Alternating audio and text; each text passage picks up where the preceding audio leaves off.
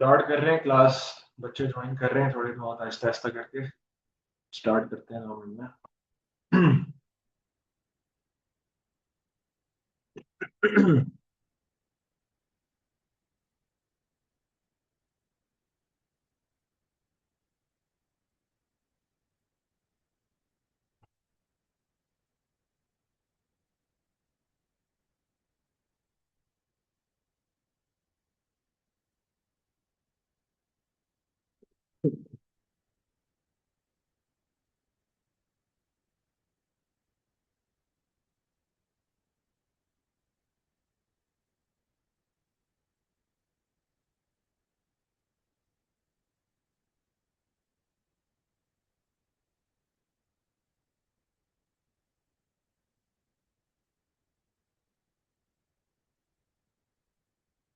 जब मैं class start कर रहा हूँ, रिकॉर्डिंग भी शुरू हो गई है। जो बच्चे लेट ज्वाइन करेंगे उनको रिकॉर्डिंग भी मिल जाएगी। सो जिन बच्चों ने क्लास ज्वाइन कर ही ली है आज, तो अब क्लास के एंड तक बड़े ध्यान से इस नीयत के साथ इस क्लास को लें कि जो कुछ मैं यहाँ बता रहा हूँ वो आप समझ जाएं उसको। और जो टॉपिक्स हमने आज करने हैं वो आप लोग को उनके कॉन्सेप्ट्स एटलीस्ट समझ आ जाए। और उनके कुछ क्वेश्चंस भी प्रैक्टिस करेंगे। कोशिश मेरी यही होगी कि मैं आपको जितना आसानी से और जितना इजी लैंग्वेज में समझा सकूं इन टॉपिक्स को मैं आपको समझाऊंगा। So we'll start with the topic vectors. हम पहले वेक्टर्स का कॉन्सेप्ट सारा समझेंगे डिटेल में। और फिर हमारे जो आज के कुछ टॉपिक्स और हैं उसमें स्टैट्स और प्रोबेबिलिटी शामिल है। उसमें ट्रांसफॉर्मेशन भी शामिल है। और उसमें इनइक्वालिटीज भी शामिल है। And in the end of the class, we'll also discuss all the graphs, the important concepts related to graphs. अच्छा। वेक्टर्स का कॉन्सेप्ट जो है बच्चों स्टार्ट होता है एक सिंपल स्टेटमेंट से कि vector is a quantity. A vector quantity always has two things. Number one, a direction, and number two, magnitude. अच्छा, अब डायरेक्शन इस वेक्टर ऐसी चीज है जिसकी कोई ना कोई डायरेक्शन होगी और जिसका कोई ना कोई मैग्नीट्यूड होगा। तो ये जो मैग्नीट्यूड मैंने यहाँ लिखा है, मैग्नीट्यूड जो वर्ड है इटसेल्फ उसका मतलब होता है कि उसकी कोई ना कोई लेंथ होगी, उसका कोई ना कोई डिस्टेंस होगा। अब वेक्टर को रिप्रेजेंट करने का सबसे जो बेसिक तरीका है वो ये होता है कि आप वेक्टर का जो स्टार्टिंग और एंडिंग पॉइंट है, मैं यहाँ पर लिखता हूँ ए बी, और I draw an arrow on top of it. तो ये जो वेक्टर है इसका मतलब ये है कि एक वेक्टर है, उसका नाम, the name of that vector is A B. Let's suppose this is point A and let's suppose this is point B. Now I want to go from A to point B. अब मुझे जो है वो fix कर दिया गया है कि मैं जो हूं वो मूव कर सकता हूं सिर्फ और सिर्फ in in either X direction और इन वाई डायरेक्शन। तो these are the fixed movements which I can take. अब मैंने ए से बी जाना है, तो मैं ए से बी जाने के लिए what I'll do is I'll move horizontally towards point B। सही है। लेट्स सपोज मैं यहाँ पर नीचे लिख लेता हूँ कि मैंने 3 बॉक्सेस मूव किया इन दिस डायरेक्शन, और फिर मैं यहाँ से सीधा ऊपर जाऊंगा towards point B. And let's suppose यहाँ लिख लेते हैं कि मैंने 2 बॉक्सेस मूव किया अपवर्ड्स। तो अब ये जो जो मैंने नाम ए बी यहाँ पर लिखा है आप लोगों के सामने, ये जो ए बी वेक्टर है ये बड़ा इसको अब आप इन टर्म्स ऑफ बॉक्सेस बताएं, 3 बॉक्सेस एंड 2 बॉक्सेस, या इन टर्म्स ऑफ एक्स या वाई डिस्टेंस बताएं। So the A B vector in terms of X and Y is 3 boxes in the X direction and 2 boxes above. ये जो मैंने यहाँ पे लिखा है द वर्ड बॉक्सेस, ये असल में यूनिट को रिप्रेजेंट कर रहा है। ये असल में यूनिट को रिप्रेजेंट कर रहा है। अच्छा। तो 3 यूनिट्स हम एक्स एक्सिस में और 2 यूनिट्स हम वाई एक्सिस में मूव कर रहे हैं। इसका मतलब है कि जो ए बी वेक्टर है वो किसके इक्वल हो जाएगा, वो ए बी वेक्टर आपका हो जाएगा 3 units in the X axis and 2 units in the Y axis के इक्वल। और दोनों 3 और 2 पॉजिटिव हैं, इसलिए पॉजिटिव हैं क्योंकि एक्स जो है वो राइटवर्ड्स पॉजिटिव होता है और वाई जो है वो अपवर्ड्स पॉजिटिव होता है। अगर हम लेफ्ट और नीचे जाते तो फिर यहाँ पर उसी हिसाब से नेगेटिव साइन आ जाता। This is one of the represent one type of representation of vector A B. इसी वेक्टर को मैं एक और तरीके से भी रिप्रेजेंट कर सकता हूँ, और वो ये है कि एग्जाम में अगर इस लाइन ए बी के अलोंग ऐसे एरो बना हो और यहाँ पर एक अल्फाबेट लिखा हो ए, या हो सकता है बी लिखा हो या सी लिखा हो, तो वेक्टर्स जो है वो एक सिंपल अल्फाबेट से भी रिप्रेजेंट होते हैं। This is one of the ways of representing a vector. So I can represent vector A B with the letter A as well. And similarly, जैसे हमने इसको कॉलम फॉर्म में लिखा, इसको कहते हैं कॉलम वेक्टर। इसको कहते हैं कॉलम वेक्टर क्योंकि आपको नजर आ रहा है कि एक कॉलम बना हुआ है और इस कॉलम में जो आपका ऊपर नंबर लिखा है वो आपको एक्स को रिप्रेजेंट कर रहा है, और जो नीचे नंबर लिखा हुआ है वो वाई को रिप्रेजेंट कर रहा है। तो इसको हम कहते हैं कॉलम वेक्टर। दूसरी चीज है representation in the form of an alphabet, जो कि नॉर्मली आपके वेक्टर के क्वेश्चन में इसी तरह से आपको बता दिया जाता है कि जी ये डायरेक्शन जो है वो इस अल्फाबेट के इक्वल है। और तीसरी चीज जो है, जो थर्ड टाइप ऑफ रिप्रेजेंटेशन है, वो ये हो सकती है कि यहाँ पर एग्जामिनर आपको इंस्टेड ऑफ ये 3 बॉक्सेस या 2 बॉक्सेस वो स्पेसिफाई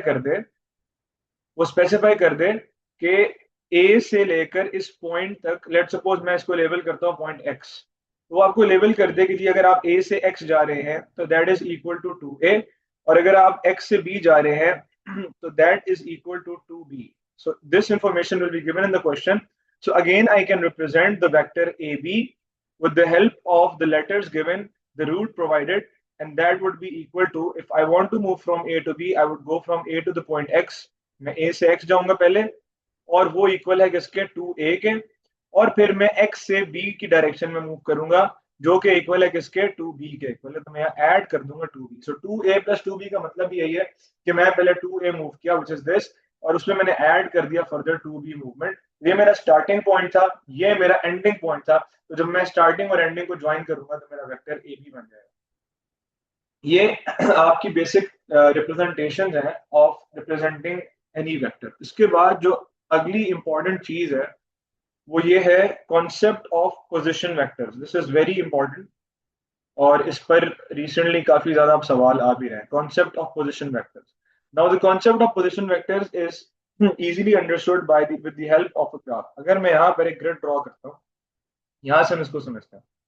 एक इस ग्रिड में this is the Y axis and this is the X axis. इसको हम कार्टेशियन प्लेन भी कहते हैं, कोऑर्डिनेट एक्सिस भी कहते हैं। इसमें जो आपका सेंटर मोस्ट पॉइंट होता है जहां से आपका ग्रिड स्टार्ट होता है, उसको हम कहते हैं origin, and the coordinates of the origin are always 0 0। So let's label it O. अब मैं यहाँ पर एक पॉइंट जो है वो लेबल करता हूँ, उसको हम कह देते हैं पॉइंट ए। पॉइंट ए यहाँ पर हम लेबल कर लेते हैं समवेयर ओवर हियर, और मैं आपको यहाँ पे बता देता हूँ कि जी ए का कोऑर्डिनेट है 2,3। यहाँ से I'll also label another coordinate somewhere over here, and that is coordinate of B, and the coordinate of points of the coordinate are 8, 1। अब हमारे पास दो कोऑर्डिनेट्स हैं इस ग्रिड पे जो मुझे नजर आ रहे हैं।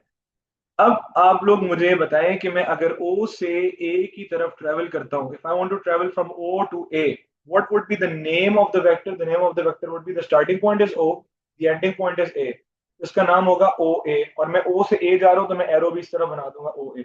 अब मुझे O से A जाना है, और क्योंकि मैं ग्राफ पर हूँ, कोऑर्डिनेट एक्सिस पर हूँ, तो मैं सिर्फ X में या Y में मूव कर सकता हूँ। तो मैं अब क्या करूंगा, मैं यहाँ से X एक्सिस में मूव करूंगा 2 boxes, because it is visible that the x coordinate over here is 2। तो यहाँ पर हम इसको लेबल भी कर देते हैं 1 2 3 4 5 6 7 8। So this is the x coordinate is 2, and then we'll move certain distance in the y axis, and that is 3 boxes upwards, because यहाँ पर y coordinate जो है वो 3 के इक्वल है। तो मैं O से A जाने के लिए क्या कर रहा हूँ, मैं O से A जाने के लिए x में 2 मूव कर रहा हूँ, और मैं y में 3 मूव कर रहा हूँ। So this is the column vector representation of OA। अब मैं यहाँ से गौर करूंगा, मुझे पता चलेगा कि जो मैंने कोऑर्डिनेट ऑफ A लिखा था, तो कोऑर्डिनेट ऑफ A जो था वो 2 3 था, और इसी तरह अगर मैं O से A ट्रेवल कर रहा हूं तो ये जो OA वेक्टर आ रहा है वो भी 2 3 आ रहा है। तो इसका मतलब ये हुआ कि यहां से हमने एक चीज प्रोड्यूस कर ली, कंक्लूड कर लिया कि किसी भी पॉइंट का कोऑर्डिनेट उस पॉइंट के पोजीशन वेक्टर के इक्वल होता है। सही है। So the position vector OA is equal to the coordinate of A। ये दोनों एक ही चीज हैं, कोऑर्डिनेट ऑफ A या पोजीशन वेक्टर ऑफ A। अगर क्वेश्चन में वर्ड इस्तेमाल होता है कि जी find out the position vector of A, position vector of B, तो आपको पता होना चाहिए कि आपने उस लेटर ए या उस लेटर ए बी के साथ ओ लगा देना। इसी तरह अगर मैं आपसे पूछूं कि जी find out the position vector of B, तो it means that you have to find out the vector O B. मतलब आपने फाइंड आउट करना है कि मैं अगर ओ से बी जा रहा हूँ तो मैं एक्स में कितना मूव कर रहा हूँ और वाई में कितना मूव कर रहा हूँ। अगर मैं ओ से बी तक ट्रेवल कर रहा हूँ, if I am going from O to B, तो मैं एक्स में कितना मूव कर रहा हूँ, तो मैं एक्स में मूव कर रहा हूँ 8 यूनिट्स, और वाई में कितना मूव कर रहा हूँ, तो मैं वाई में मूव कर रहा हूँ 1 यूनिट। तो ये जो मेरा वेक्टर ओ बी है ये बन जाएगा 8 1, जो कि मुझे नजर आ रहा है कि उसका कोऑर्डिनेट भी 8 1 ही है। तो एट, अब यहाँ पे जो मैंने आपको अभी बात बताई है, इंपॉर्टेंट बात वो ये है कि कोऑर्डिनेट किसी भी पॉइंट का कोऑर्डिनेट उस पॉइंट के पोजीशन वेक्टर, वो पोजीशन वेक्टर ही होता है। तो आप आइदर कोऑर्डिनेट कह ले या उसको पोजीशन वेक्टर कह ले, एक ही चीज है, सिर्फ लिखने का अंदाज डिफरेंट है। अच्छा, उसके बाद यहां से अब जो इंपॉर्टेंट कॉन्सेप्ट है वो ये है कि अगर मैं आपसे कहूं कि आप मुझे बताओ कि जी A B distance, sorry A B vector बताएं। ए बी वेक्टर बताएं क्या है। अब अगेन मैंने आपको ऊपर समझाया कि सिर्फ ये नाम से समझना है आपने, बड़ा सिंपल है। वेक्टर पूरा टॉपिक सिर्फ और सिर्फ ये इस बात को डिड्यूस करने में आता है कि क्या रूट आप सिलेक्ट कर रहे हो, सही है। तो आपने ए से बी जाना है, तो ए से बी जाने के लिए you can take different routes. One of the routes, क्योंकि हमें यहाँ पर दो चीजें पता है, हमें एक चीज ये पता है कि यार ये ओ ए वेक्टर ये था और ओ बी वेक्टर ये था, हमें ये दो चीजें पता है, हमें ए बी नहीं पता। We are not known to this route. इसको ऐसे ही समझ लें जैसे किसी एक सिटी से दूसरी सिटी जाने का रास्ता है, लेकिन हम इससे फेमिलियर नहीं है, लेकिन हाँ हम इस लंबे रास्ते से फेमिलियर हैं। तो हम बजाय इसकी कि ए से बी डायरेक्ट जाएं, मैं पहले ए से ओ जाऊंगा, मुझे पता है यार ये ए से ओ जो शहर है यहाँ जाने का रास्ता फेमिलियर है, और उसके बाद मैं ओ से फिर बी चला जाऊंगा। ये जो फेमिलियर रूट है मैं ये ले लूंगा। मैं यहाँ पर इक्वेशन बनाऊंगा कि ए बी जो है वो इक्वल है किसके, वो इक्वल है ए से ओ के, और उसके बाद फिर मैं गया ओ से बी। बजाय इसके कि मैं ए से बी जाता, मैं ए से ओ गया और फिर मैं ओ से बी गया, पहुंचा मैं उधर ही जहां मैंने जाना था, और स्टार्ट भी मैंने वहीं से किया जहां से करना था जो क्वेश्चन कह रहा है, लेकिन I took a different route. Why? Because that route was known to us. इसमें हमने पोजीशन वेक्टर ऑफ ए निकाला था जो कि कोऑर्डिनेट ऑफ ए के इक्वल था, that was O A. So if I am travelling instead of O A, I am travelling from A to O, वापस उस तरफ जा रहा हूँ ऑपोजिट डायरेक्शन में, तो जो ओ ए वेक्टर था उसके साथ आपने माइनस साइन लगा देना है, तो ये आपका बन जाएगा माइनस। अच्छा, before plugging in the values, मैं यहाँ पर आपको एक डेरिवेशन समझाना चाह रहा था कि ए ओ को मैं जब साइन चेंज करूंगा तो ये बन जाएगा minus A O, sorry negative of O A. A O का जब मैं ऑपोजिट जा रहा हूँ, ऑब्वियसली जब मैं ए से ओ जा रहा हूँ तो वो किसके इक्वल है, वो माइनस ओ ए के इक्वल है, plus O B. This is equal to what? This was equal to AB. Now let's rearrange it. So this would become AB is equal to OB minus OA. ये वो equation है जो मैं आप लोग को बताता हूँ कि बच्चों ये याद रखनी है आप लोगों ने, क्योंकि इन पे जब क्वेश्चन आएगा तो आपके पास ये चीज तो चेंज हो रही होगी, लेकिन पोजीशन वेक्टर की इक्वेशन हमेशा सेम बननी है। और उसका तरीका ना, उसका कॉन्सेप्ट सिंपल ये होता है। देखो, अगर मैं ए से, अभी मैं इस वक्त ए पे खड़ा हूं और मेरा कोऑर्डिनेट है 2 3, और फिर मैं यहां से चलता चलता बी पहुंच गया और मेरा कोऑर्डिनेट आ गया 8 1। तो अब आप सिंपली मुझे बताओ देखकर कि पहले I was standing at x coordinate 2 and now I am standing at x coordinate 8। So I have travelled a total horizontal distance of 6 units, because I was standing at 2 before and now I'm standing at 8. So I traveled a total horizontal distance of 6 units. And then I am standing at 3 at A, and when I reached B, I was standing at 1. So the change in height is from 3 to 1, which is -2, यानी कि मेरी height 2 कम हो गई है, -2 हो गई है। तो मुझे यहां से पता चल जाएगा कि ए से बी जो मैं जा रहा हूं, मेरा वेक्टर आ रहा है 6, एक्स में 6 मूव किया पॉजिटिव में और वाई में -2। बस सिंपल आंसर ये ए बी का डायरेक्ट इस तरह डायग्राम की हेल्प से आ जाता है। लेकिन ये जो हमने इक्वेशन बनाई है इसलिए इंपॉर्टेंट है, और इसका मतलब ये है कि ए से बी जाने में आप बाद वाले कोऑर्डिनेट को पहले लिखते हैं और फिर पहले वाले कोऑर्डिनेट को बाद में लिखते हैं और उनको माइनस कर देते हैं। ये ओ बी जो मैंने लिखा है ये असल में बी का कोऑर्डिनेट है, और ये जो ओ ए मैंने लिखा है ये असल में ए का कोऑर्डिनेट है, जिससे हमें ए बी वेक्टर मिल जाएगा। तो कैसे आ जाएगा हम यहां से देख लेते हैं। What is O B? O B is equal to 8 1 minus what is O A? O A is equal to 2 3। इनको माइनस करेंगे, 8 -2 करेंगे 6 आ जाएगा, और फिर 1 -3 करेंगे तो -2 आ जाएगा। तो 6 - 2 देखो, जो मैंने डायरेक्ट इस रूट से निकाला था 6 - 2, वो मुझे OB और OA को माइनस करके भी वही आंसर मिल रहा है। तो आप ये एक चीज अपने पास पक्की नोट डाउन कर ले कि आपसे एग्जामिनर AB वेक्टर मांगे या CD वेक्टर मांगे या GK हो या HJ हो, जो मर्जी वेक्टर्स हो, उनकी इक्वेशंस ऐसी ही बनानी है आपने। अगर CD वेक्टर मांगा जा रहा है तो उसकी इक्वेशन बनेगी OD माइनस OC। अगर HJ मांगा जा रहा है तो उसकी इक्वेशन बनेगी OJ माइनस OH। और अगर GK है तो OK माइनस OG। ठीक है, तो these are how an equation of position vector can be form. ये आपने याद रखना है, बहुत इंपॉर्टेंट है। अच्छा, अब इसमें जो सवाल आ सकते हैं, इस पोजिशन वेक्टर से रेलेवेंट जो क्वेश्चंस आते हैं वो इस तरह से आएंगे। आपको एक स्टेटमेंट क्वेश्चन दिया जाएगा जिसमें लेट सपोज आपको बताया जाएगा the coordinate of A is 3, 2 and OB is OB is यहाँ हम लिख लेते हैं जी -1 and -5 and OC is OC is 8 - 3। अच्छा, अब क्वेश्चन में यहाँ पर लिखा है जी, आपने फाइंड आउट करना है AB नंबर 1, नंबर 2 आपने फाइंड आउट करना है AC, एंड नंबर 3 आपने फाइंड आउट करना है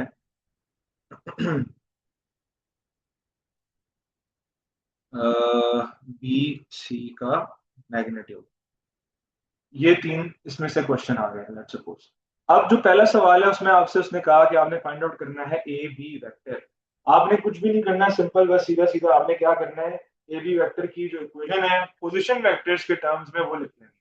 इक्वेशन बन जाएगी आपकी OB minus OA। The letter, जो बाद वाला लेटर है उसका पोजीशन वेक्टर पहले और जो पहले वाला लेटर है उसका बाद में। अब OB की जगह पर हम क्या लिखेंगे, OB is given which is -1 and -5, फिर माइनस का साइन आएगा। और अब हमें लिखना है OA वेक्टर, लेकिन उसने हमें कोऑर्डिनेट ऑफ A दिया हुआ है, तो कोऑर्डिनेट ऑफ A जो है वो असल में OA के पोजीशन वेक्टर के इक्वल ही है, तो मैं उसकी जगह पर 3 और 2 लिखूंगा।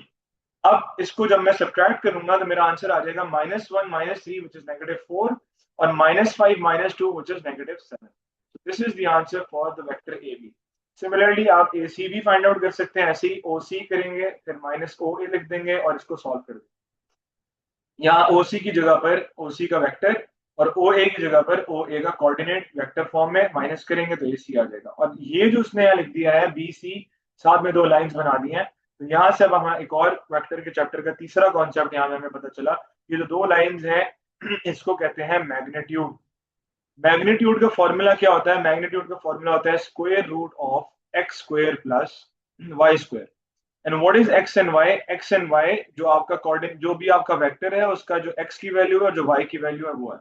यानी कि अगर बी सी वेक्टर का मैग्नीट्यूड फाइंड आउट करना है हमने, तो उसके लिए पहले मुझे B C vector find out करना पड़ेगा।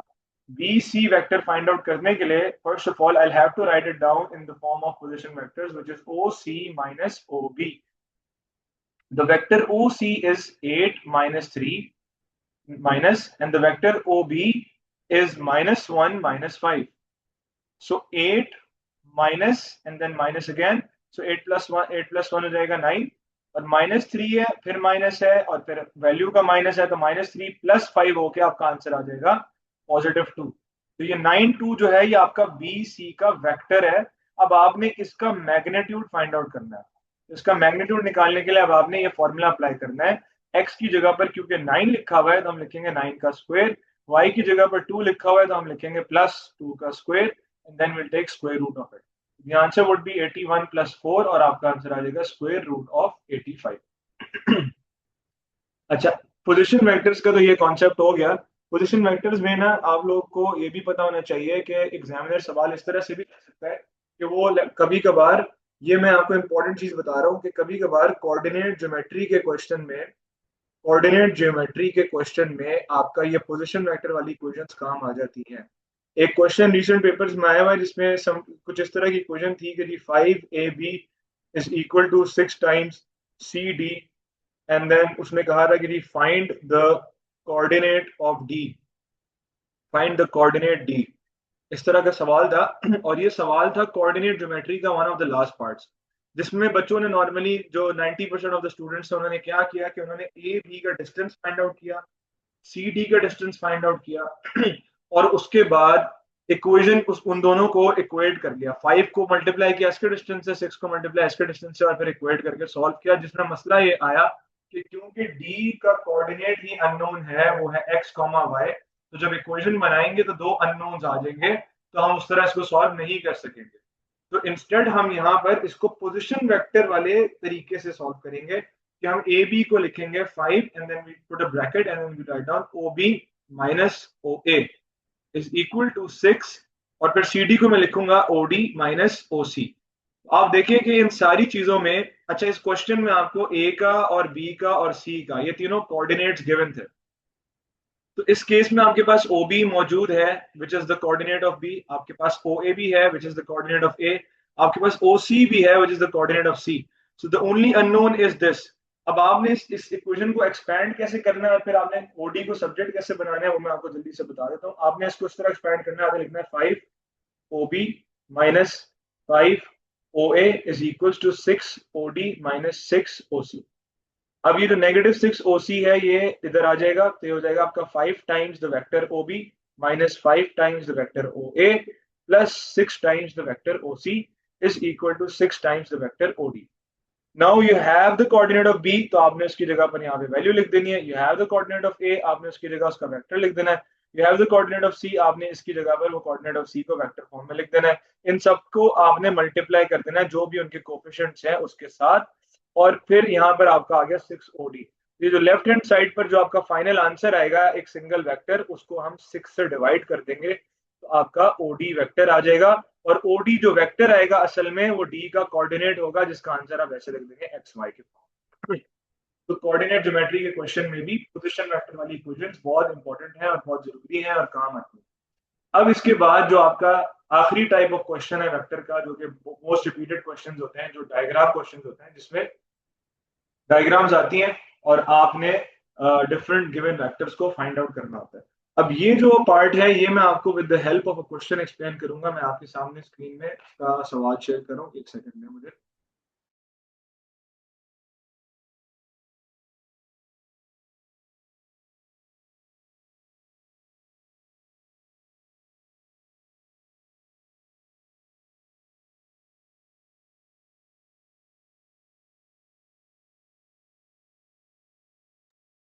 Okay, so I have shared the question.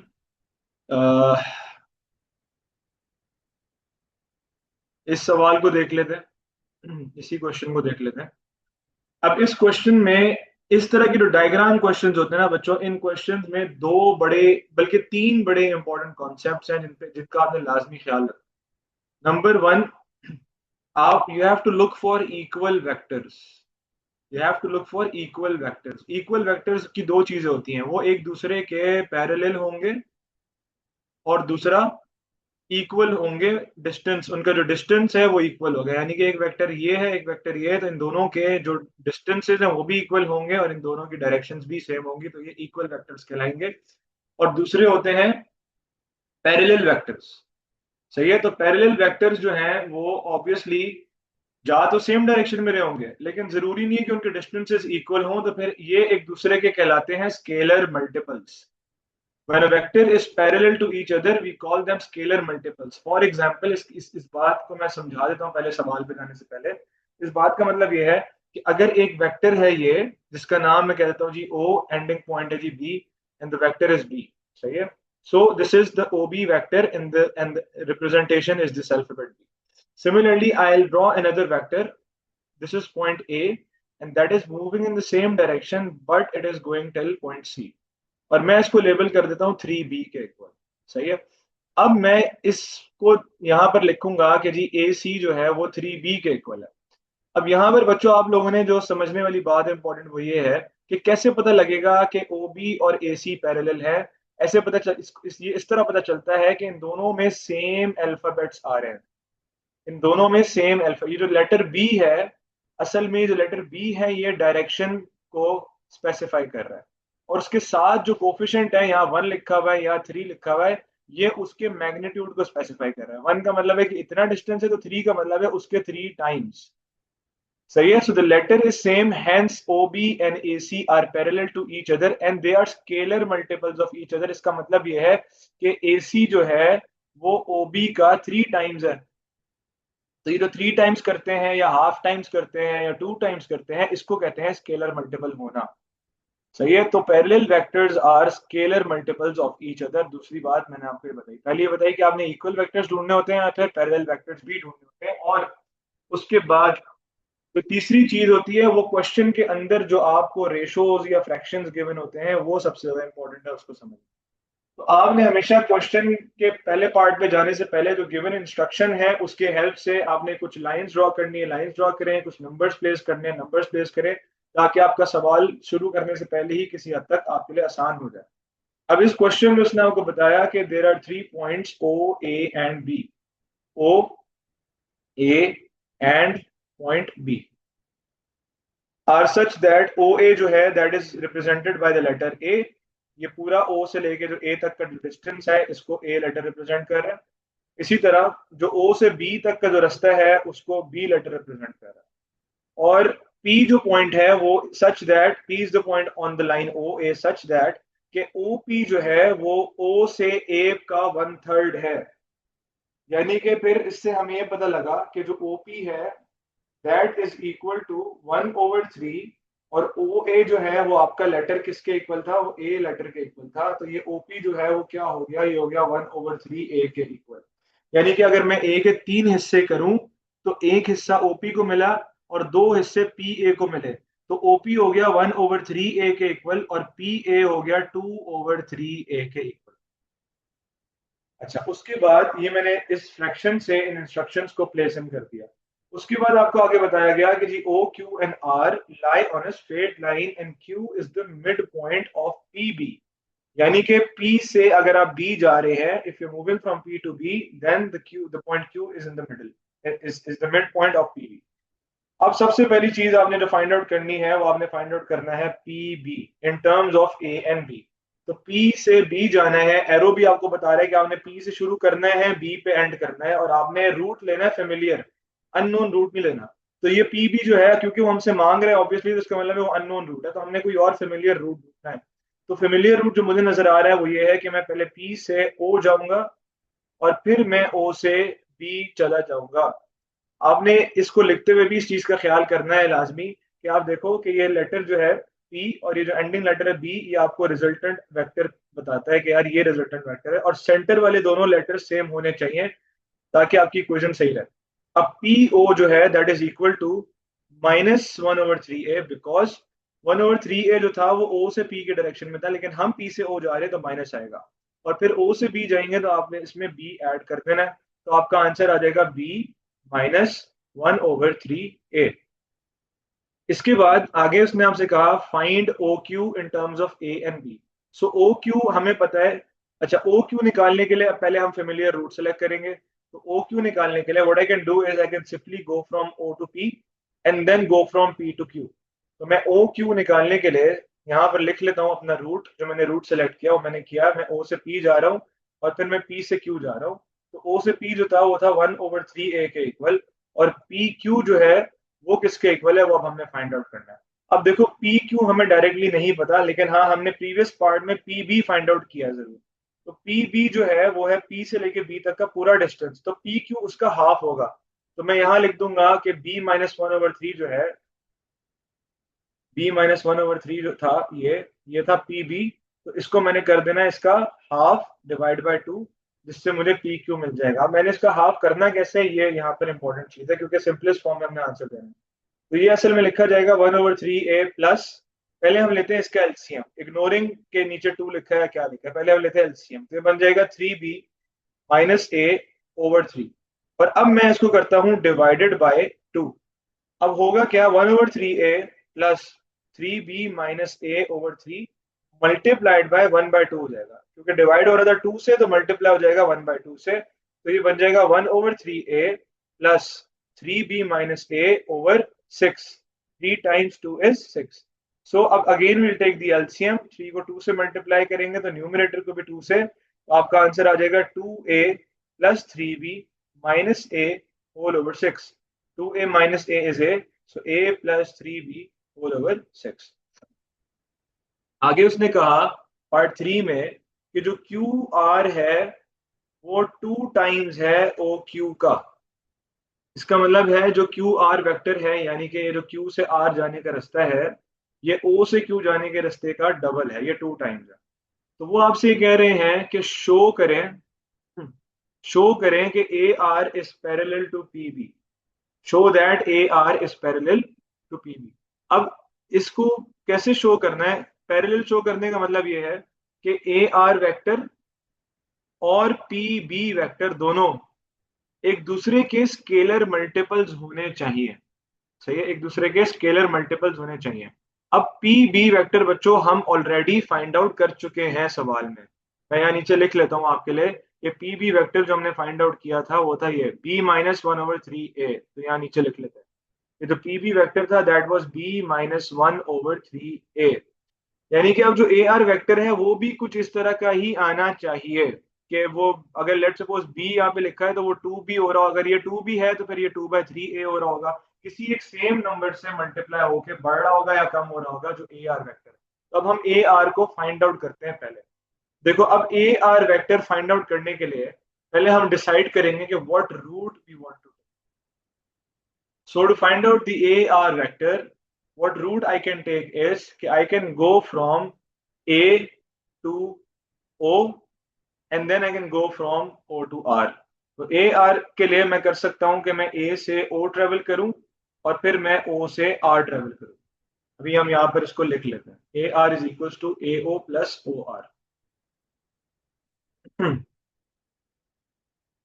A R is equal to A O plus O R. अब ए ओ जो है वो हमें पता है किसके इक्वल है, वो नेगेटिव ए के इक्वल है, प्लस ओ आर। अब ओ आर मैंने फाइंड आउट करना है।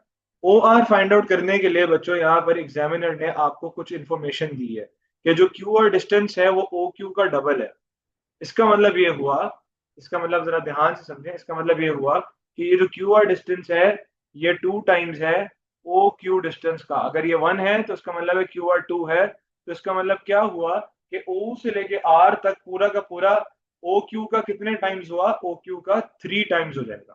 तो जो ओ आर डिस्टेंस है ओ से लेके आर तक वो ओ क्यू का 3 टाइम्स हो जाएगा। तो अब हमने ओ क्यू फाइंड आउट किया था पिछले पार्ट में, वो ये रहा, ये हमने ओ क्यू फाइंड आउट किया था। तो यहाँ पर हम 3 टाइम्स कर देंगे अपने आंसर को, a प्लस 3b/6 को। अब मैं इसको करता हूँ सिंप्लीफाई और देखता हूँ कि क्या आंसर आता है। जब हम इसको सिंप्लीफाई करेंगे तो ये आपका बन जाएगा 3 times 1 3 times 2, so this becomes minus plus a plus 3b/2। Let's take LCM, तो ये नीचे 2 आ जाएगा और ये -2a बन जाएगा, सो this becomes -2a plus a plus 3b/2 and this becomes -2a plus a is -a। तो ये हो गया आपका 3b-a, इसके नीचे भी 2 आ रहा है, इसके नीचे भी 2 आ रहा है। ये मैंने इन दोनों को अलग इसलिए कर लिया ताकि मैं इजीली कंपेयर कर सकूं। तो ये मेरे पास ए आर वेक्टर आ गया और ये मेरे पास पी बी वेक्टर था। तो अब आपने कैसे प्रूव करना है कि ये दोनों एक दूसरे के स्केलर मल्टीपल्स हैं या नहीं? आप सिंपली क्या करते हैं, इसका सिंपल तरीका होता है कि आप बड़े वेक्टर से छोटे वेक्टर को डिवाइड करते हैं, वो भी किसी सिर्फ और सिर्फ किसी एक लेटर को। यानी कि अगर मैं बी वाला पार्ट पकड़ लूं तो इसका आंसर है 3b/2 and I divide this with जो इसका बी वाला पार्ट है which is only B alone obviously. तो ये हो जाएगा 3b/2 times 1/b। I cancel this और आपका आंसर आ जाएगा 3/2, जिससे मुझे ये पता लग रहा है और नजर भी आ रहा है कि जो पी बी वेक्टर है उसका जो बी वाला पार्ट है वो किससे मल्टीप्लाई हो रहा है, वो मल्टीप्लाई हो रहा है 3/2 के साथ। तो आपको मिल रहा है ए आर वेक्टर, यानी कि पहले बी था और अब देखें वो 3/2 बी बन गया। तो इसका मतलब ये है कि अगर ये -1/3a भी इसी सेम नंबर से मल्टीप्लाई होकर और वो फिर a/2 बन गया तो इसका मतलब ये है कि ये दोनों एक दूसरे के स्केलर मल्टीपल्स हैं, कि b भी उसी रेशो से बड़ा और a भी उसी रेशो से बड़ा। तो ये कैसे प्रूव होगा? हम सिंपली -1/3 a को मल्टीप्लाई कर देते हैं 3/2 के साथ और देखते हैं क्या आंसर आता है। 3 और 3 कैंसिल हो जाएंगे और आपका आंसर आ जाएगा -1a/2, यानी कि -a/2। Hence proven that yes the vector P B, यानी कि वेक्टर जो पी बी है उसको मैं 3/2 से मल्टीप्लाई कर रहा हूं तो मुझे वेक्टर ए आर मिल रहा है। Hence proven that A R and P B are scalar multiples of each other. इसका मतलब यह है कि ये दोनों पैरेलल हैं एक दूसरे के। अभी तक इस सवाल तक किसी बच्चे का कोई क्वेश्चन है तो वो हैंड रेज कर सकता है, मैं उसका माइक म्यूट करूंगा, वो फिर सवाल पूछे। अयान, अयान जासिम जी पूछे। जी सर, ये मुझे 3/2 की समझ नहीं आई। थ्री ओके, बाई टू वाले। मैं दोबारा समझाता हूँ, ये मेरे पास सवाल आ गया। और कोई बच्चा जिसका कोई और क्वेश्चन हो? मोहम्मद अब्दुल्ला, हाँ जी पूछें। 1 मिनट, अब बोलो। ये जो पिछले पार्ट में आपने सिंपलीफाई किया ना, वो सिंपलीफिकेशन वगैरह सारा समझ नहीं आया था, वो किस तरह आपने किया। ठीक है, सही है। चलो मेरे ख्याल में दोनों पार्ट्स को एक दफा जल्दी से रिवाइज कर लेते हैं ताकि आप क्वेश्चन भी क्लियर हो जाए।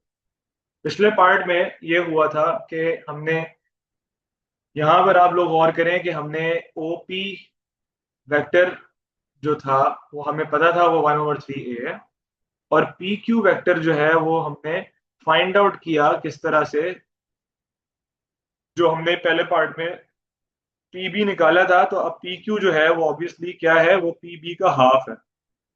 पी क्यू जो है वो पी बी का हाफ है। तो मैंने बी -1/3 का हाफ करना है, और हाफ जब आपका ऑलरेडी एक फ्रैक्शन हो और फिर फर्दर और फ्रैक्शन आ जाए तो पहले आप इसको एज ए सिंगल फ्रैक्शन लिखें लाजमी, ताकि आपकी कैलकुलेशंस में एरर आने के चांसेस कम हो। तो मैं पहले पी बी का एलसीएम लेता हूं, तो वो बन जाएगा 3b -a whole over 3. So now this is PB and I have to divide this by 2 further, ताकि मुझे किसकी वैल्यू मिल जाए, ताकि मुझे PQ मिल जाए। तो जब मैं 3b-a/3 को 2 से डिवाइड करूंगा तो डिवाइड के बजाय मैं यहाँ पर मल्टीप्लाई का साइन ले आऊंगा और 2 को मैं रेसिप्रोकेट करके 1/2 बना दूंगा। अब जब ये 3 मल्टीप्लाई होगा इस 2 के साथ तो इसके डिनोमिनेटर में आ जाएगा 6। तो पी क्यू वैक्टर आपका आ जाएगा 3b-a/6। अब मैं 3b-a/6 को ओपी में ऐड कर दूंगा तो ये हो जाएगा 1/3a प्लस 3b-a/6। अब यहाँ पर 3 है, इसको 6 बनाने के लिए 2 से मल्टीप्लाई करेंगे, इसको भी 2 से मल्टीप्लाई करेंगे, तो ये लेफ्ट साइड आपकी आ जाएगी 2a, राइट साइड आपकी है 3b-a, and all of it is equal to 6। So 2a-a is a, and then a plus 3b/6 is the final answer for the vector OQ. अब जो तीसरा पार्ट था, तीसरे part में उसने शो करने के लिए आपको कह दिया कि आप शो करें कि ए आर और पी बी पैरेलल है। जब भी सवाल है और कहे कि शो करें दोनों वेक्टर्स पैरेलल है तो आपने उन दोनों वेक्टर्स को निकालना है। अब नेचुरली पी बी हम ऑलरेडी पिछले पार्ट में निकाल चुके हैं, और पी बी जो हमने फाइंड आउट किया था वो था बी -1/3 a के इक्वल। तो यहाँ पर मैं इसको दोबारा से लिख लेता हूँ, बी -1/3 a के equal, this was P B. अच्छा, अब मैंने निकालना है ए आर। ए आर को निकालने के लिए बच्चों मैंने यहाँ पर लिखा कि यार ए आर को निकालने के लिए जो मैं रूट लूंगा वो ये होगा कि मैं पहले ए से ओ जाऊंगा और फिर मैं ओ से आर जाऊंगा। तो मैं डायग्राम पे आपको दिखा भी देता हूँ कि मैं ए से स्टार्ट करूंगा, ए से ओ तक ट्रेवल करूंगा, जो कि ओ से ए अगर ए था तो ए से ओ फिर नेगेटिव ए होगा, and then I move from O to Q and then Q to R which is in fact O R. सही है, यानी कि ओ से आर जाने के लिए मैं पहले ओ से क्यू जा रहा हूँ और फिर मैं क्यू से आर जा रहा हूँ। ठीक है, तो यार ये देखो ओ क्यू और क्यू आर का रिलेशन उसने आपको इस सवाल में, इस पार्ट में इसीलिए बताया ताकि आप ये ओ आर निकाल सकें। ठीक है, उसने आपको बताया कि जो क्यू आर है वो डबल है ओ क्यू का, वो डबल है ओ क्यू का। इसका मतलब ये हुआ कि अगर अगर ओ क्यू जो है वो 1 है तो फिर क्यू आर जो है वो उसका डबल यानी कि 2 टाइम्स होगा, which means O R all of it would be 3 के इक्वल। तो वो ओ क्यू और पूरे ओ आर का रेशो क्या निकला, 3 टाइम्स का। तो क्योंकि मुझे ओ क्यू वैक्टर पता है इसलिए मैं ओ क्यू के टर्म्स में कर रहा हूँ सारा कुछ। तो जो मेरा ओ क्यू वैक्टर था in the previous part, which the answer to which was this, ये जो OQ वेक्टर है इसको मैंने 3 से मल्टीप्लाई करना है, तो मुझे क्या मिलेगा, मुझे OR वेक्टर मिल जाएगा। और मैं फिर सिंपली क्या करूंगा, इस वेक्टर OR को AO में आगे जाकर ऐड कर दूंगा, जिससे मुझे AR मिल जाएगा। तो मेरी इक्वेशन ये बन रही है, AO की जगह -A और OR की जगह 3 times of OQ which was A + 3B/6। तो मैंने यहाँ पर इसको सिंप्लीफाई किया, 3 × 1 और 6 को कट किया 3 × 2, तो आपके पास जी बच गया पीछे -A बच गया था यहाँ पर, -A plus A + 3B divided by 2। और फिर क्योंकि यहाँ पर नीचे 1 था तो मैंने 2 से मल्टीप्लाई किया और इसको भी 2 से मल्टीप्लाई किया, तो बन गया -2A। -2A और A को ऐड करेंगे तो खाली -A बच जाएगा, और 3B जो है वो पीछे अकेला ही है, तो ये हो जाएगा आपका -A + 3B होल ओवर 2। और जब मैं इन दोनों के साथ अलग अलग 2 प्लेस करूंगा तो ये फॉर्म मेरे सामने आ जाएगा, 3/2 भी अलग आ जाएगा और A/2 अलग आ जाएगा। अब मेरे पास AR वेक्टर भी आ गया और मेरे पास ये रहा PB वेक्टर भी मेरे पास लिखा हुआ है। अब मैंने सिंपली ना बच्चों कंपेयर करना है कि यार मैं देखता हूँ कि यार B का जो कोफिशिएंट था यहाँ पर 1 था और B का कोफिशिएंट जो है यहाँ पर 3/2 है। इसका मतलब है कि ये जो PB वेक्टर है ये 3/2 टाइम्स हो रहा है और आपको AR मिल रहा है। तो हम क्रॉस चेक करेंगे कि क्या A का कोफिशिएंट भी 3/2 टाइम्स हो रहा है और 1/2 आता है, उससे आंसर के नहीं आता।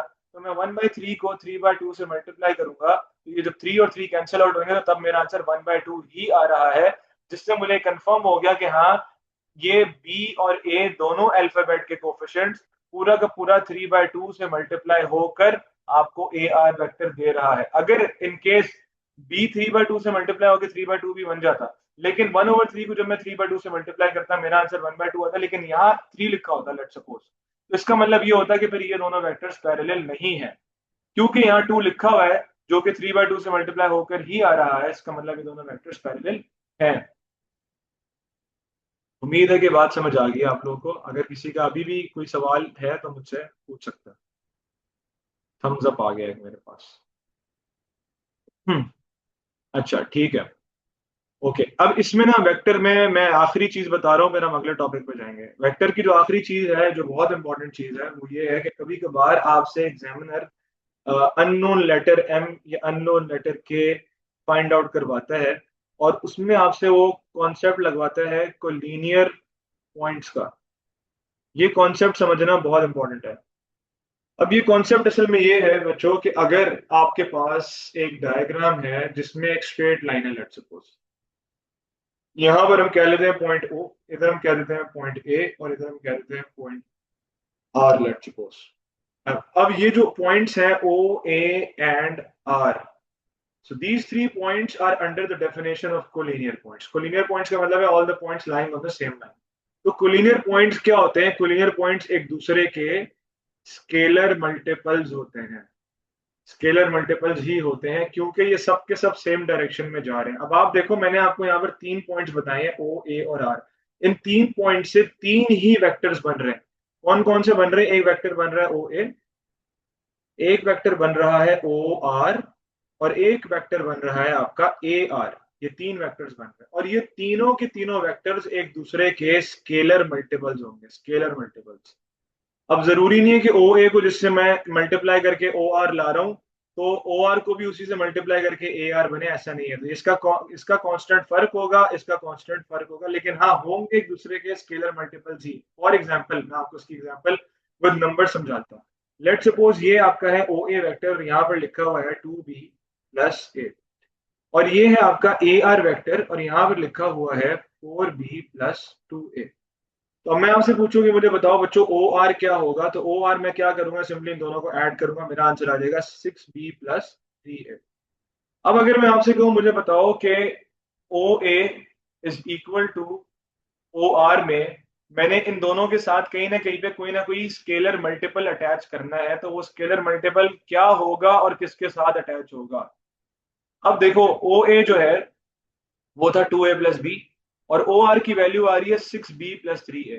ठीक है, OA क्या था? OA था 2B + A और ये वैल्यू है 6B + 3A, जिससे हमें पता लग रहा है कि 2B 3 से मल्टीप्लाई हो रहा है और ये भी 3 से मल्टीप्लाई हो रहा है, टाइम्स बाय 3 हो रहा है। What is being multiplied? OA is being multiplied by 3। So यहाँ पर लिख देंगे हम 3 times OA is equals to OR। Scalar multiple होने का मतलब ये है, यानी कि यहाँ पर K जो है वो 3 है। और अगर मैं इसी तरह लिखता O R is equal to A R कितने टाइम्स, तो आप देखो ओ आर जो है वो है 6b+3a और ए आर जो है वो है 4b+2a। अब इनकी रेशो हमें कैसे पता लगेगी?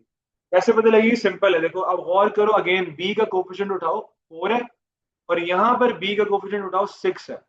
4 को 6 बनाने के लिए मुझे किससे मल्टीप्लाई करना पड़ेगा? मुझे 1.5 से मल्टीप्लाई करना पड़ेगा, जिससे मुझे यह पता चल जाएगा कि 1.5 टाइम्स हो रहा है। जो ए आर वैक्टर है वो 1, यहां पर मैं लिख दूंगा इसके साथ 3/2 सिंपली, बस कि ए आर वैक्टर 3/2 से मल्टीप्लाई हो रहा है तो आपको ओ आर वैक्टर मिल रहा है।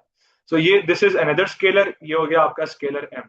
तो याद रखना के एम जो भी स्केलर्स हैं असल में कोई ना कोई फ्रैक्शन या कोई ना कोई नंबर होते हैं, लेकिन हाँ इसका मतलब यही होता है कि उस लाइन के ऊपर उन वो जो कोलिनियर पॉइंट्स बन रहे हैं वो एक दूसरे के स्केलर मल्टीपल्स होंगे। अब ये जो ओ आर ए आर ये इक्वेशन एग्जामिनर नहीं देगा, ये आपने खुद बनानी होगी। इसकी हिंट ये होती है कि सवाल में लिखा होता है given that O A and R the points that lie on a straight line, या फिर सीधे सीधा बता देगा कि are collinear points, find the value of K. अब इन सब वेक्टर्स में से ना किसी एक के साथ के लगा हुआ होगा, ऑलरेडी लगा हुआ होगा। तो अब आपने ये देखना है कि यार मैंने बनानी है एक इक्वेशन जिसमें ओ बी और ए और आर ये तीनों में से कोई एक आ रहा हो। अब इसकी हिंट ही होती है, आपने इक्वेशन देखो क्योंकि बनते तो तीन वेक्टर है ना, हमें चाहिए कोई से दो, या ये दो या ये दो या फिर ये दो, कोई से दो चाहिए। अब वो दो कौन से होंगे? याद रखना आपसे इस सवाल के प्रीवियस पार्ट्स में एग्जामिनर ने खुद ब खुद ही ऑलरेडी वो दो वेक्टर्स आपसे निकलवाए हुए होंगे, या तो एक निकलवाया हुआ होगा और दूसरा एज इंफॉर्मेशन इस सवाल में दिया हुआ होगा, या दोनों निकलवाए हुए। तो वो जो दो वेक्टर एग्जामिनर आपसे निकलवाएगा आपने उसी की इक्वेशन बनानी है। करना क्या है? सिंपली आपने, लेट सपोज एग्जामिनर ने पिछले पार्ट में आपसे ओ ए फाइंड आउट करवाया हुआ हो और ए आर फाइंड आउट करवाया हो, लेट सपोज, तो आपने सिंपली यहाँ पर लिखना है O A is equal to A R, बस सिंपली इस तरह लिख के ना दोनों में से किसी भी एक के साथ। बेस्ट प्रैक्टिस ये होती है कि अगर लेट सपोज ए आर वेक्टर में ऑलरेडी के आ रहा है क्वेश्चन में ही पहले से, तो आपने फिर यहाँ पर एक और स्केलर एम लगा देना है ओ ए के साथ, क्योंकि इसमें ऑलरेडी के इस्तेमाल हो रहा है। ये इक्वेशन आपने खुद बनानी होती है। इस इक्वेशन को फिर हम करते हैं एक्सपैंड, और एक्सपैंड करने के बाद लेफ्ट हैंड साइड और राइट हैंड साइड को हम कर देते हैं कंपेयर। कंपेयर करने से हमें वो कांस्टेंट के मिल जाता है। अब ये तो मैंने सारी बात इतनी लंबी तमहीद बांधी है, इसका मेरे पास एक क्वेश्चन है, वो मैं क्वेश्चन खोलता हूँ और फिर मैं आपको समझाता हूँ कि वो मैं क्या कहना चाह रहा हूँ। एक सेकंड में।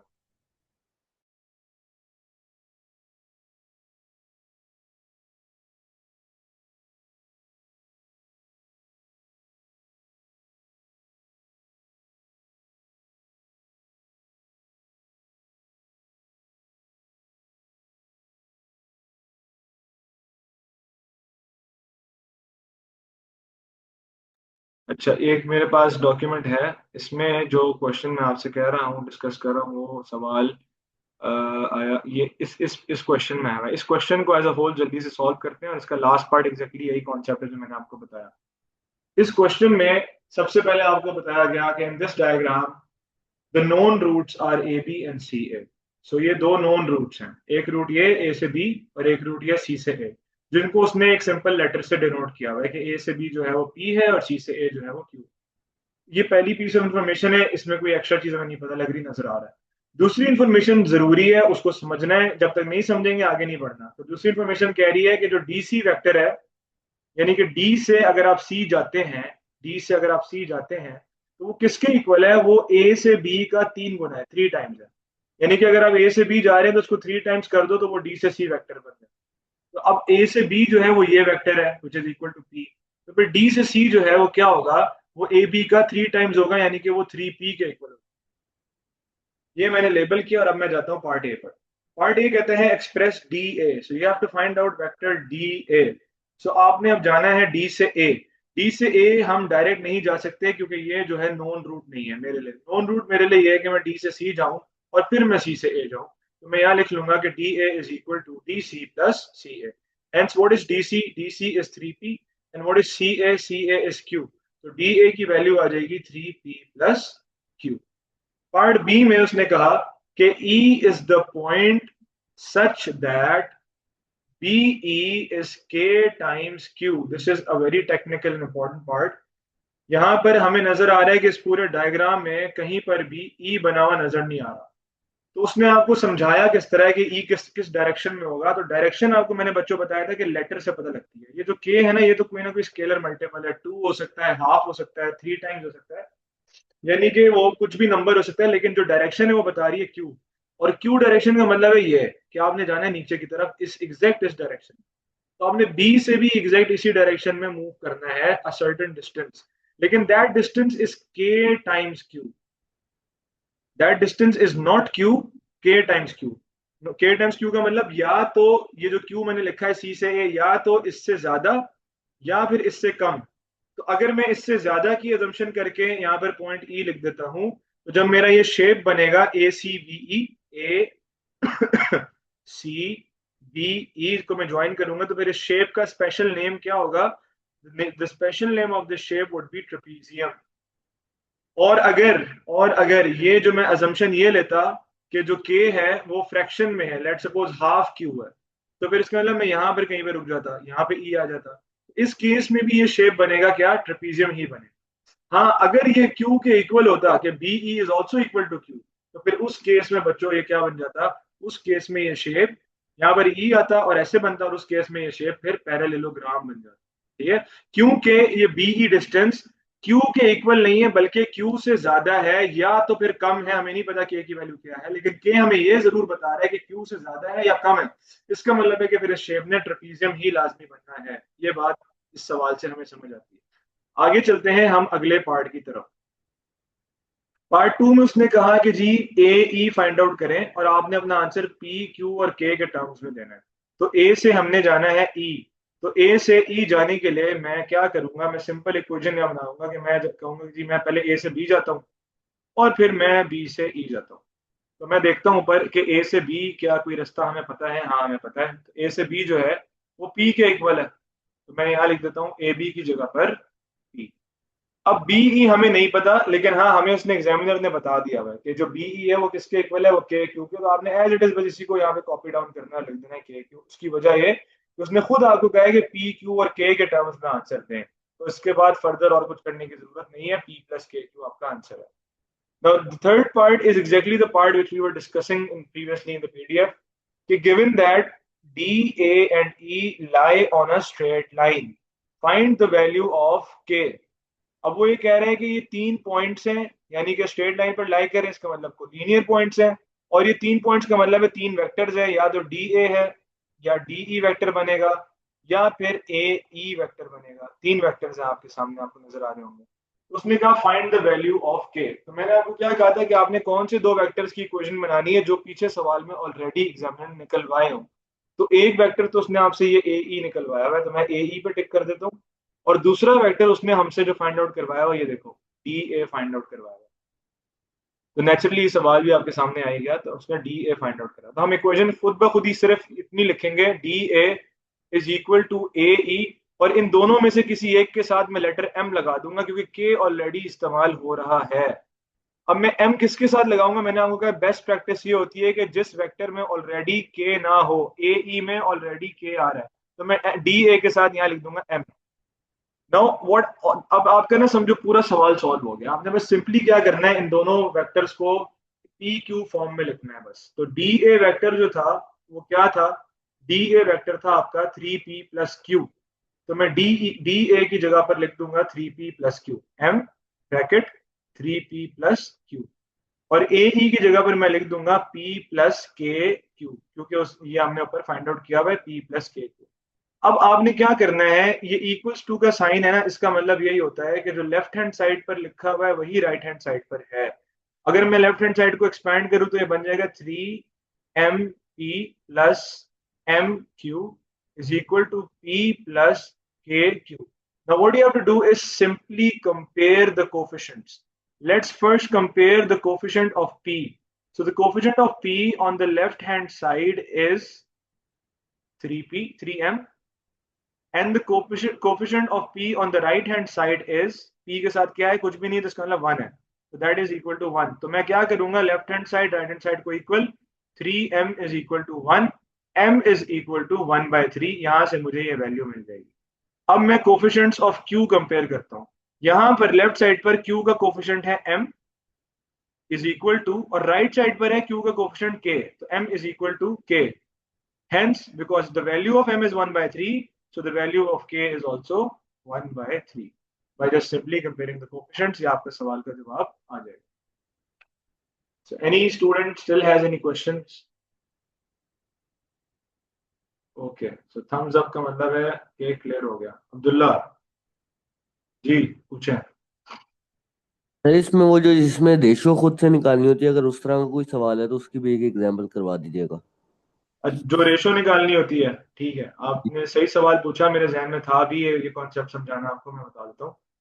जब भी वेक्टर्स के क्वेश्चंस में ना, याद रखना, रेशो निकालने के लिए वो आपसे कहेगा तो उसके अंदर लाजमी सिमिलर सिमिलर ट्रायंगल्स लाजमी देगा. ये जो मैं अभी जिस सवाल से गुजरा हूं ना, ये भी एग्जैक्ट यही सवाल है AQR वाला जो अभी हमने ऊपर किया है. तो मैं इसका स्क्रीनशॉट अभी शेयर करूंगा ग्रुप में आप लोगों से. तो एज प्रैक्टिस आप लोगों ने ये क्वेश्चन लाजमी करना है. जो आप रेशो वाला कह रहे हो क्वेश्चन, मैं आपको दिखाता हूँ.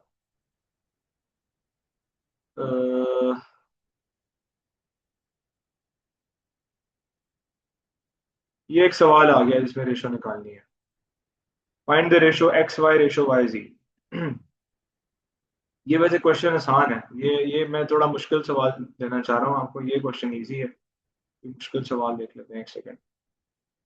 नहीं तो फिर मैं आपको उसका कॉन्सेप्ट समझा देता हूँ. अच्छा, अब इस ये जो ऊपर वाला सवाल था वो आसान है, उसको मैं छोड़ रहा हूँ. ये मैं आपको वैसे ग्रुप में भेज दूंगा, आप खुद कर लेंगे. बाकी आसान सवाल है. जो रेशो का कॉन्सेप्ट है बच्चों, उसको जरा समझ लें. यहाँ पे इस तरह से है कि आपको अगर लेट सपोज एक डायग्राम जो है वो कुछ इस तरह से दी जाए.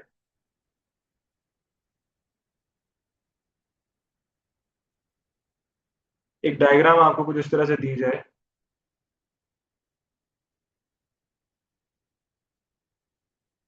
हाँ जी अब्दुल्ला. अब्दुल्ला किधर गया?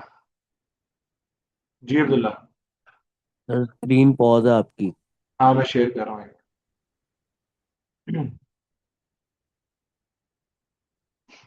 अच्छा, ये मैं आपको सवाल बता रहा हूँ कि अगर आपको कुछ इस तरह से डायग्राम दी जाए. लेट सपोज यहाँ पे लिखा है O, यहाँ पे लिखा है X, इधर लिखा है A, इधर लिखा है B, और यहाँ लिखा है C.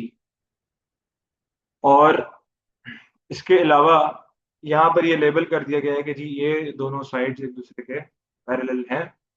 प्लस जो आपका जो है ट्रायंगल X, इसको हम कर लेते हैं, एक सेकंड. इसको मैं यहाँ से इरेज करके इसको ठीक कर लेता हूँ ताकि वो दूसरा कॉन्सेप्ट भी कवर हो ही जाए आज की आज.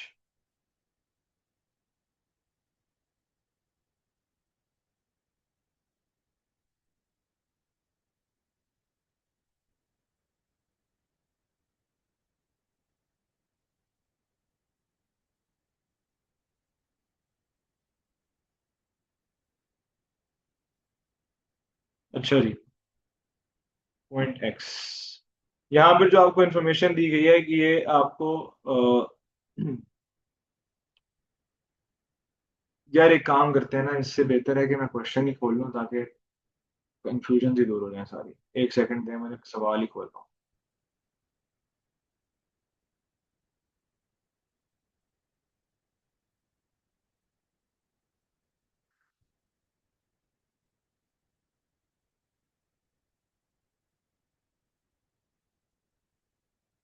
वैसे ऑनेस्टली आप लोग रैंडमली सवाल थोड़ा सा पूछता हूँ ताकि ये ना आप लोग को बैठे बैठे नींद आना शुरू हो जाए कि क्या एक्सपेक्टेशंस क्या है आप लोग की अपने आप से, क्या ग्रेड आ रहे हैं. जरा चैट बॉक्स में लिखें तो सही.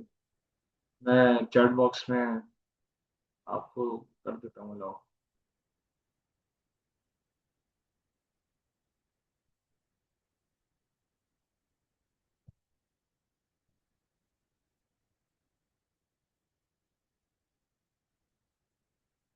माशाल्लाह, ये जिसने डी लिखा है ना, इसका मतलब है कि उसका स्टार आ रहा है.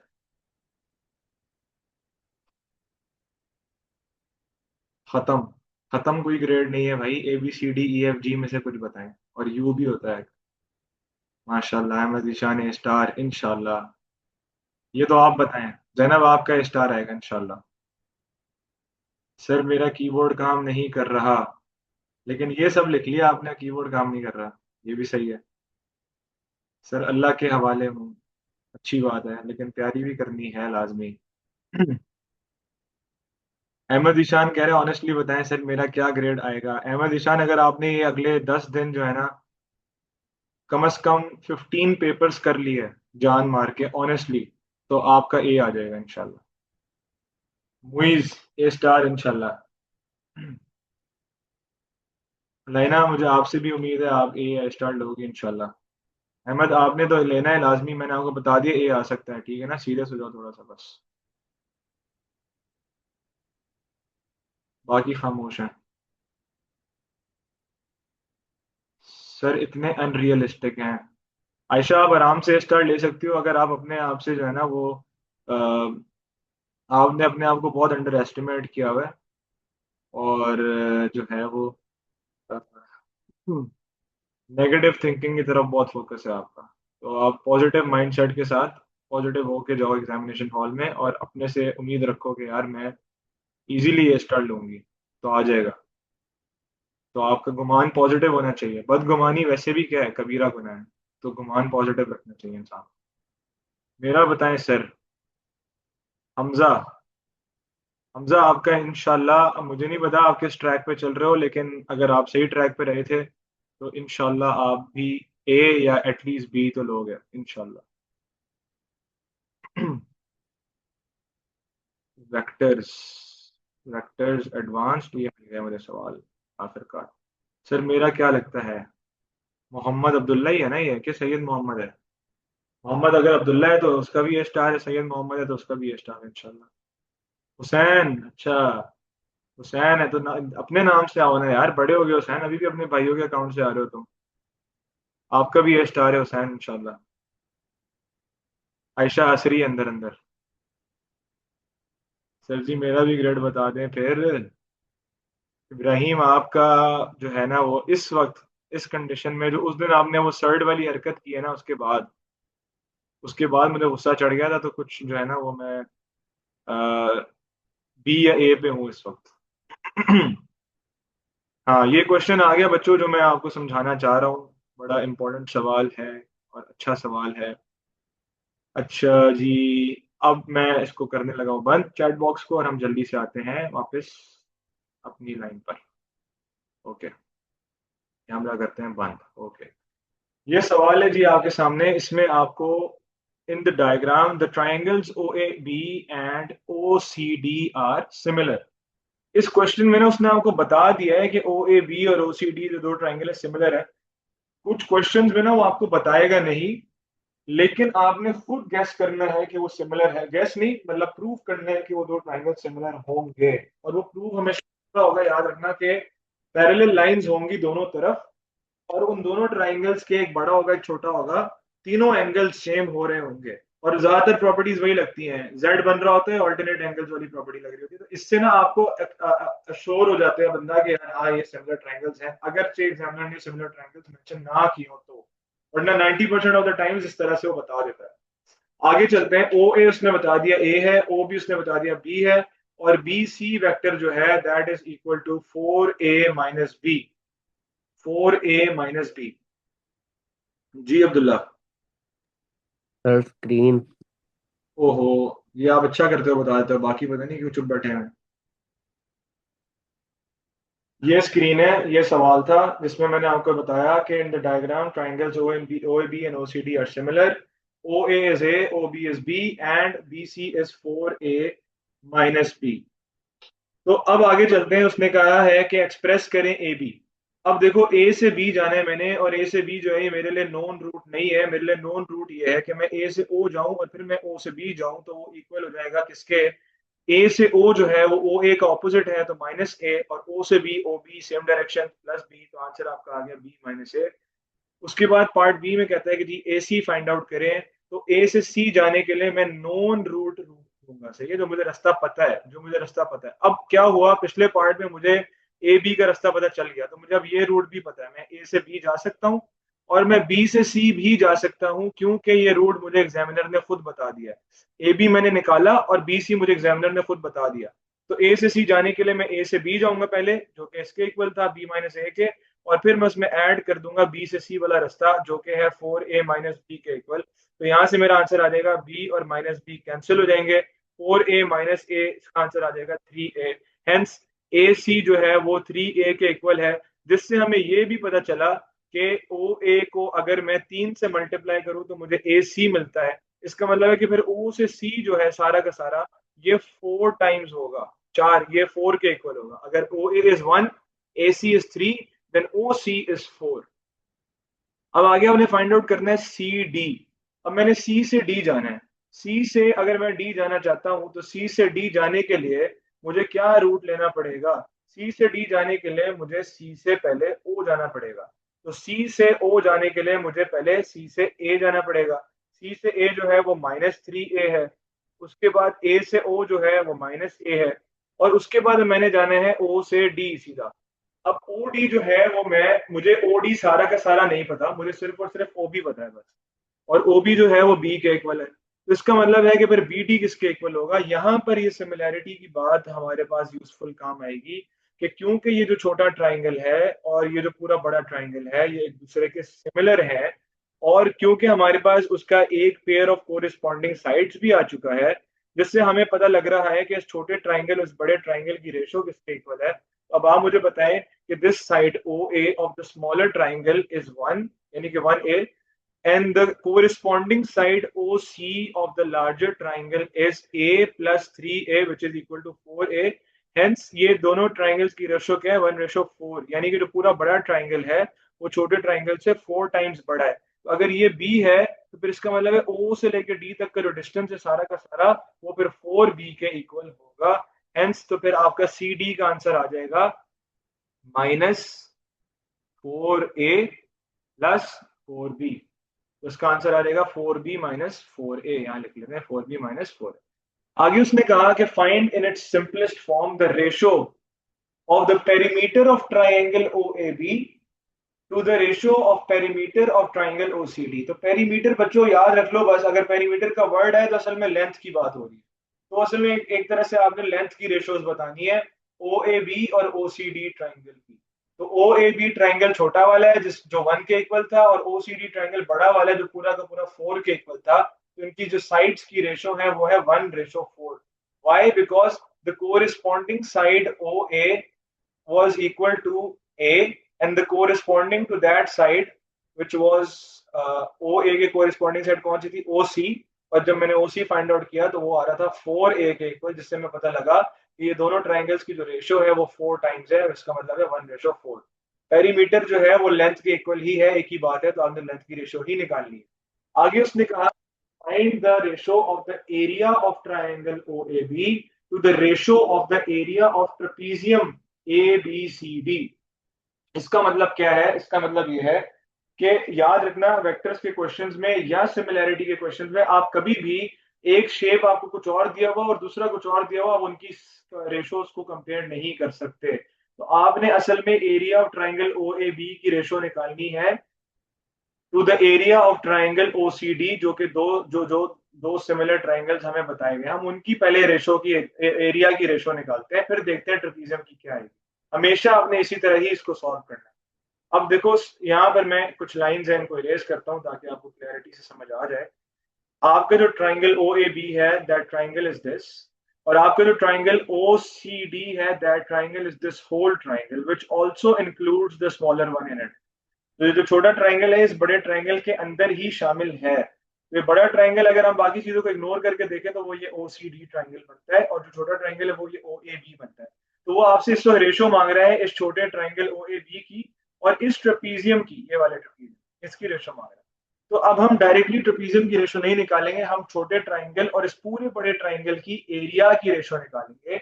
और सिमिलैरिटी के कॉन्सेप्ट से हमें पता है कि किसी भी दो सिमिलर शेप्स की जो कोरिस्पॉन्डिंग साइड्स होती हैं, कोरिस्पॉन्डिंग साइड्स की जो रेशो होती है उसका स्क्वायर लेते हैं तो हमें उनकी एरियाज की रेशो मिल जाती है।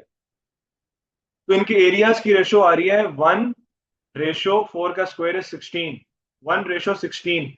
इसका मतलब ये है कि मैं यहाँ पर पता क्या करूंगा, ये तरीका आप याद रख लो, हमेशा ऐसे होना है।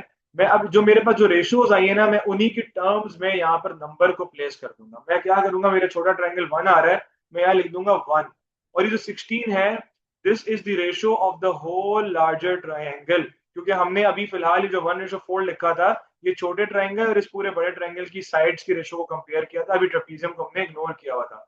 तो मेरे पास जो आंसर आए हैं, दोनों ट्रायंगल की एरियाज की रेशियो आई है। छोटे ट्रायंगल का एरिया 1 आ रहा है और पूरे बड़े ट्रायंगल का एरिया 16 आ रहा है। तो अगर मैं बताऊं, पूछूं आपसे कि मुझे बताओ सिर्फ इस ट्रेपीजियम का फिर एरिया कितना होगा, अगर पूरे का 16 है जिसमें से छोटे का 1 है, तो फिर ये हो जाएगा 16 माइनस 1 यानी कि 15 के equal. So the area of the trapezium is 15। Now let's move back to the question. उसने आपसे मांगा हुआ है ratio of the O A B, triangle O A B to the ratio of the area of A B D C. तो A B D C trapezium 15 है और triangle 1 है, तो आपका आंसर आ जाएगा 1:15।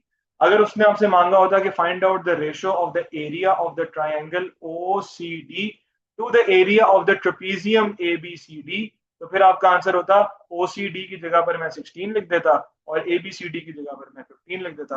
तो जो भी आपसे मांगी जाएगी रेशियो फिर आप इजीली निकाल सकेंगे। लेकिन स्टेप 1 यही होता है कि आपने वो जो दो सिमिलर शेप्स हैं उन्हीं के एरियाज की रेशियोज निकालनी है, और फिर उसके अंदर जो इंटरनल कोई शेप होगा तो उसका पार्ट उसमें से आपने माइनस कर देना।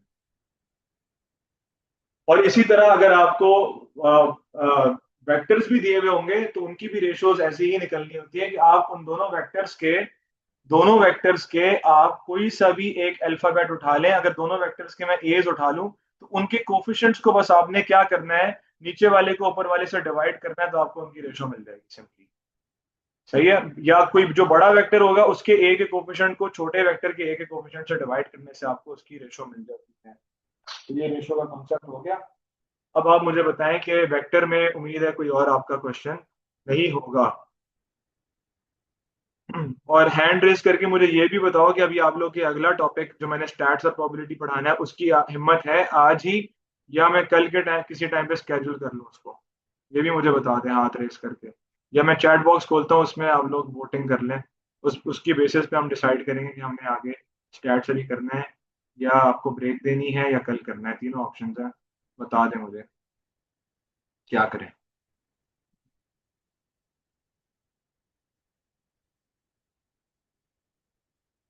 करवा दें जैनब, और बाकी लोगों ने कहा है कल। गोटा डू पास पेपर। तो अहमद ईशान कह रहा है कि मैं अभी पास पेपर कर लेता हूँ और कल हम भी कर लेंगे। कल कर लें, आज लेट हो जाएगा। गुड, अच्छी बात की है। अलैना कह रही कल कर लें, ये भी अच्छी बात की है। औस कह रहा है ब्रेक कर लें फिर कर लेंगे। और हुसैन को आ रही है नींद। ठीक है, मेरे ख्याल से बेहतर है कि हम let's schedule it for tomorrow. हमारे पास कल का भी दिन है, हमारे पास संडे का भी दिन है। हम इन 2 दिनों में जो हमारे टॉपिक्स हमने कवर करने हैं वो हो जाएंगे। मैं आपको बता देता हूँ कौन से हैं। स्टैट्स है, प्रोबेबिलिटी है, इनइक्वालिटीज है और ट्रांसफॉर्मेशन है। ये चार तो लाजमी है ही है, और इनके कुछ क्वेश्चंस भी मैंने कराने हैं। वेक्टर्स की भी मैंने कुछ क्वेश्चंस आपको एज एज प्रैक्टिस भी देने हैं। इसके अलावा अगर किसी को लगे कि सर कोई और हाँ, ग्राफ्स भी। इसके अलावा अगर किसी को लगे कि सर टॉपिक आप ये वाले भी करवा दें, तो वो फिर आप लोग मुझे ग्रुप में मैसेज कर दो, हम अगले 2 दिनों के अंदर उनको भी शामिल कर देंगे। अहमद ने क्लास रखवाई थी तो असूलन अहमद की सुननी चाहिए। तो अहमद आप क्या कहते हैं जी, बोले? मैं आपका माइक खोल लेता हूँ, आप इधर बोल लो यार, आपकी आवाज हम सुन लेते हैं। बताएं, बोलो। अनम्यूट कर दिया मैंने आपको। नहीं नहीं, मैं गुड, कल कर लेते हैं। ओके, ठीक है। सही है बच्चों, फिर we'll have a class tomorrow for sure, कल भी लाजमी, and we'll also have a class on Sunday for sure, so that हमारे जो टॉपिक्स थोड़े बहुत रह गए वो कवर हो जाए। उसके बाद फिर मैंने आप लोग के ऊपर सारी जो है ना वो जिम्मेदारी छोड़ देनी है। आप लोग ये संडे जो कह रहे हैं, नॉट संडे, मैं नहीं सुन रहा किसी की भी, क्योंकि मैंने क्लास लेनी है। जो आए ना आए मैं रिकॉर्डिंग जरूर भेज दूँ।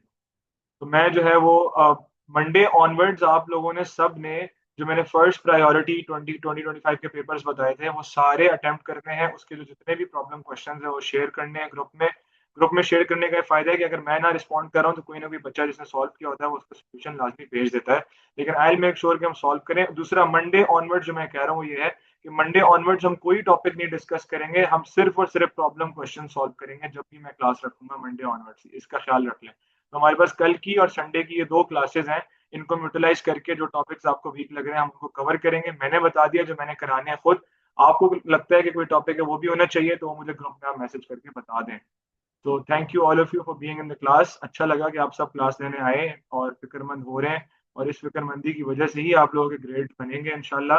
और मैथ में बहुत इजीली आप लोग ए या स्टार ले सकते हैं। सिर्फ और सिर्फ बात यह है कि आप लोगों ने एग्जाम स्ट्रेस और एग्जाम प्रेशर नहीं लेना, ओवर थिंक नहीं करना, ज्यादा ये नहीं सोचना कि यार पता नहीं मैंने पढ़ा तो था, किताब बंद किया, मुझे कुछ याद ही नहीं आ रहा, पता नहीं एग्जाम में याद आएगा नहीं आएगा। जो अल्लाह ताला आपकी मेहनत देख रहे हैं तो इंशाल्लाह उसका आपको सदा लाजमी मिलना ही मिलना है। दुआ लाजमी करें, तहज्जुद लाजमी पढ़ें, अल्लाह को जरूर याद करें, क्योंकि अल्लाह ने ही एग्जाम सही कराना है। वो एक दिन पे ही सारा फैसला होता है। वो दिन बैड डे भी हो सकता है किसी का भी। तो अल्लाह से दुआ करें कि तबीयत सही रहे, हालात ठीक रहें, और अच्छे से आप लोग अच्छे इन्वायरमेंट में पेपर दे कर आएं, चिल होकर सुकून से, चिल माहौल में पेपर देना है, कोई प्रेशर नहीं लेना। तो आपका इजीली इंशाल्लाह ए या स्टार आ जाएगा। ठीक है। और मैथ्स का सिंपल असूल है कि आपने कभी भी किसी क्वेश्चन में रुकना नहीं है ये सोचकर कि यार ये तो मुझे सवाल पहले मैंने देखा ही नहीं, या फिर ये तो सवाल जो है ना वो उसकी वैल्यू ऐसी आ रही है कि वो P2 वाला है, कैलकुलेटर वाला है, मैं तो कैसे करूंगा, या ये जो है ना वो पता नहीं कोई और टॉपिक लग रहा है मुझे, ये सोचकर कभी भी आपने रुकना नहीं है। Just keep on doing the workings which you have learned in the classes, automatically आप पहुंच जाएंगे अपने आंसर तक। ठीक है सर। फॉर्मूलाज का पीडीएफ, हाँ फॉर्मूलाज का और इम्पोर्टेंट टॉपिक्स का। और इम्पोर्टेंट टॉपिक्स से मुराद ये है कि कुछ टॉपिक्स में ना बहुत इंपॉर्टेंट बारीक चीजें हैं जो कि बच्चों को एग्जाम डे पे भूल जाती हैं। तो वो मैं पूरा कंपाइल कर रहा हूँ, फॉर्मूला मैंने कंपाइल कर लिए हैं, जो बाकी मैं बता रहा हूँ वो कंपाइल होने वाला रह गया है। ये एक कंबाइंड पीडीएफ में बना रहा हूँ, ये मैं आपसे इंशाल्लाह जल्द अज जल्द शेयर कर दूंगा ताकि आप उससे उससे भी फायदा उठा। So see you all in the next class tomorrow इंशाल्लाह। अल्लाह हाफिज।